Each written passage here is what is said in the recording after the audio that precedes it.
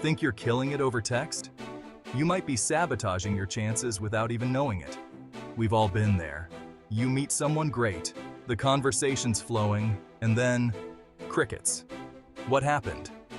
Often it's not some mysterious force, it's simple texting mistakes that send the wrong signals. The good news? These mistakes are easy to fix once you know what they are. In this video, we're diving into the 5 texting mistakes that turn women off, and more importantly, how to avoid them like the plague.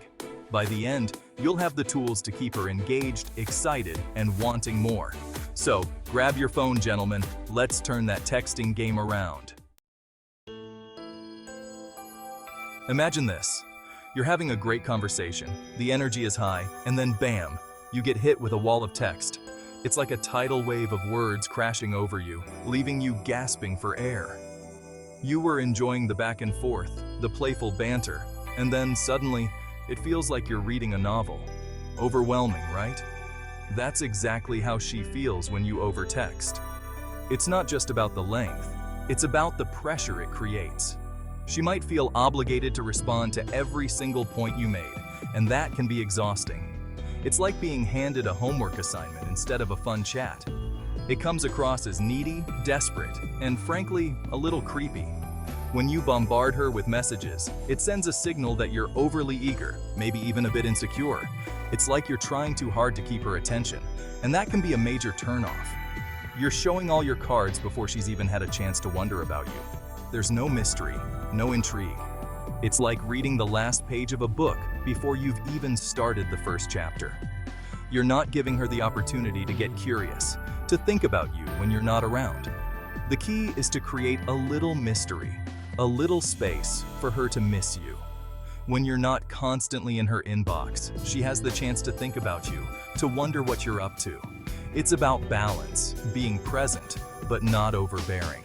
Instead of sending 5 texts in a row, send 1 or 2, and then give her time to respond. It's like a dance. You take a step, then she takes a step. It's about creating a rhythm, a flow. When you give her space, you're showing that you respect her time and her pace. Remember, texting shouldn't be a one-sided monologue, it's a conversation. It's about exchange, about listening as much as you talk. When both sides are engaged, it becomes a dialogue, a connection. It's not just about what you say, but how you make her feel. Let it breathe. Let her come to you. When you give her the space to respond in her own time, you're showing confidence. You're saying, I'm here, but I'm not desperate. It's about creating a sense of ease, of comfort. Trust me, a little space goes a long way. It's about quality over quantity. A few well-thought-out messages can have a much bigger impact than a barrage of texts. So next time, take a breath, send that one message, and then wait. You might be surprised at how much more meaningful your conversations become. We live in a world of instant gratification, where everything we want is just a click away. From food delivery to streaming our favorite shows, we're used to getting what we want, when we want it. But when it comes to dating, playing hard to get is still a winning strategy. It might seem old-fashioned, but there's a reason why it works. Responding to her texts the second you see them sends a clear message. You have nothing better to do. It shows that you're always available, and that can be a turnoff. And while you might think you're being attentive, you're actually undermining your attractiveness. Constant availability can come across as desperate or needy, which is not appealing. Women are drawn to men who are high value, men who have lives, passions, and things that keep them busy. They want someone who is interesting and has their own thing going on. So, how do you create that impression? How do you show that you're a man of value without coming off as uninterested or aloof? Simple. Don't be afraid to wait a while before responding. Go for a run, finish that project, call a friend. Live your life. By doing this, you're not just pretending to be busy, you're actually being busy. This shows her that you're not just sitting around waiting for her text, you're a man with his own world, and that's incredibly sexy. It's about balance, showing interest without being overbearing. Engage in activities that enrich your life. Read a book, meditate, cook a meal. These activities not only make you more interesting, but also give you more to talk about when you do connect. Invest in yourself. Hit the gym, learn a new skill, volunteer. These actions demonstrate that you're constantly growing and evolving, which is highly attractive. When you do respond, make it meaningful. A thoughtful reply is much more impactful than a quick, generic one. It shows that you've taken the time to consider your response. Ultimately, it's about creating a dynamic where both parties are excited to hear from each other. This mutual anticipation can lead to a more fulfilling and balanced relationship. So remember, being Mr. Always There might seem like the right move, but it can backfire. Show that you have a life, and you'll become more attractive in the process. Be confident, be interesting, and most importantly, be yourself.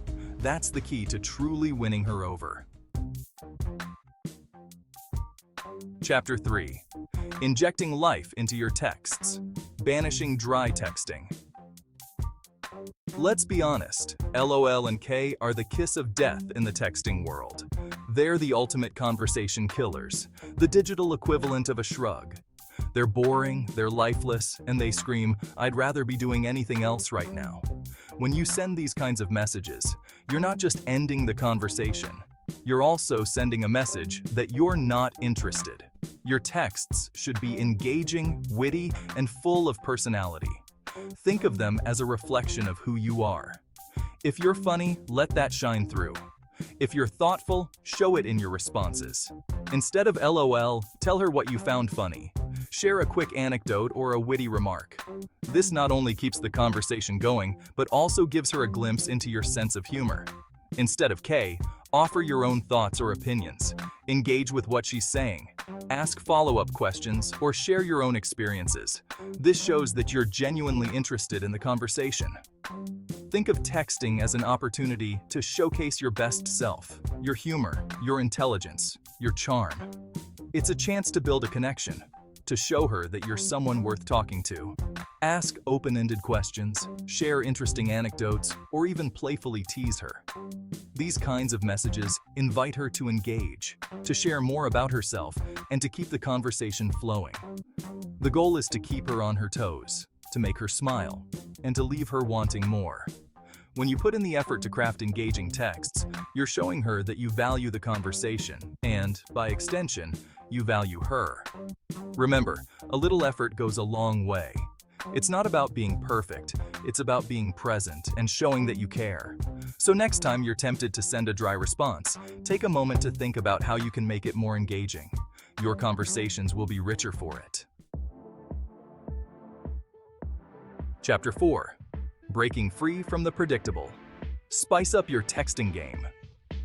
Hey, what's up? Sound familiar? While there's nothing inherently wrong with this question, relying on it day after day makes you predictable. And predictability is the enemy of attraction. Women crave excitement. They crave spontaneity. They crave a man who can keep them guessing. So, ditch the generic questions and inject some personality into your texts. Instead of asking about her day, ask about her dream vacation, her hidden talents, or her most embarrassing childhood memory. Be playful, be unexpected, be the guy who makes her think, "I can't wait to see what he says next." Chapter 5. Slow your roll.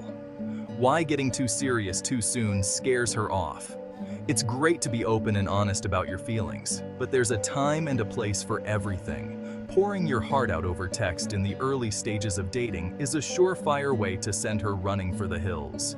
It's too much, too soon. Remember, you're still getting to know each other, and building a connection takes time. Instead of bombarding her with declarations of love or relationship expectations, keep things light, flirty, and fun. Focus on building rapport, sharing laughter, and creating a sense of excitement. Let the relationship unfold naturally, and trust that the right time for deeper conversations will come. Outro: level up your texting game. There you have it, gentlemen. The 5 texting mistakes that are holding you back, and the simple solutions to transform your texting game. Remember, texting is an art form, and like any art form, it takes practice. Bonus tip: the art of playful teasing over text. Don't be afraid to inject a little humor and playful teasing into your texts. For example, if she says she's a terrible cook, you could say something like, "Challenge accepted. I bet I can handle your worst dish." It's a lighthearted way to create a connection and keep things interesting. Made any of these mistakes? Drop a comment with which one, and let's fix your texting game today.